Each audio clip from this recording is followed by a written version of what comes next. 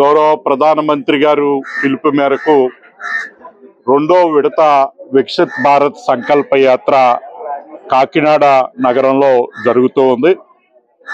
ఈ వికసిత్ భారత్ సంకల్ప యాత్ర ద్వారా కేంద్ర ప్రభుత్వం యొక్క పథకాలను ప్రజల్లోకి తీసుకెళ్ళటం, ఎవరైనా అర్హులు అయి ఉండి ఆ పథకాలు లబ్ధి పొందని వ్యక్తులుంటే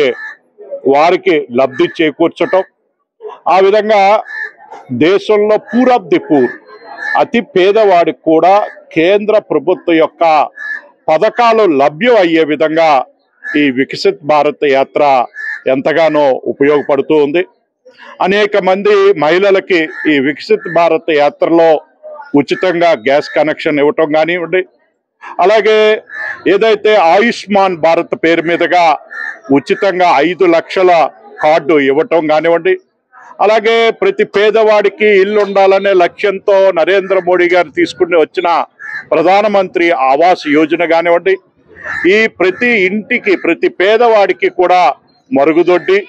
ప్రతి పేదవాడి ఇంటికి కరెంటు కనెక్షను, ప్రతి పేదవాడి ఇంటికి గ్యాస్ కనెక్షను, ప్రతి పేదవాడి ఇంటికి మంచినీళ్ళు కుళాయి, ప్రతి పేదవాడి ఇంటికి పక్కా రోడ్డు, డ్రైనేజీ, ఈ విధంగా అన్ని వసతులు కల్పించటం, ఆ ఇంట్లో ఉన్న సభ్యులందరికీ కూడా ఇన్సూరెన్స్ పథకాలు అతి తక్కువ రూపాయ 20 రూపాయలకే 2 లక్షల ప్రమాద బీమా, అలాగే ఆడపిల్లలకి సుకన్య సమృద్ధి యోజన పథకం, ఆడపిల్లలకి పెళ్లి వయసు వచ్చేటప్పటికి వాళ్ళకి ఉపయోగపడేలాగా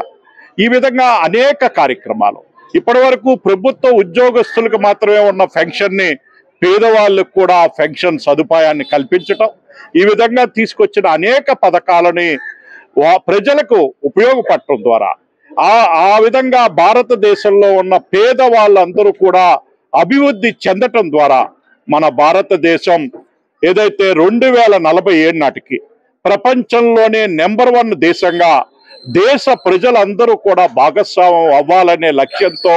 ఈ వికసిత్ భారత్ యాత్ర కొనసాగుతూ ఉంది. ఈ యాత్ర మూలంగా అనేక పేదవాళ్ళకి అనేక విధాలుగా లబ్ధి చేరుతుంది. ఆ విధంగా వికసిత్ భారత్ యాత్రని విజయవంతం చేస్తున్నందుకు ప్రజానీకానికి అందరికీ కూడా ధన్యవాదాలు తెలియజేస్తూ ఉన్నాను.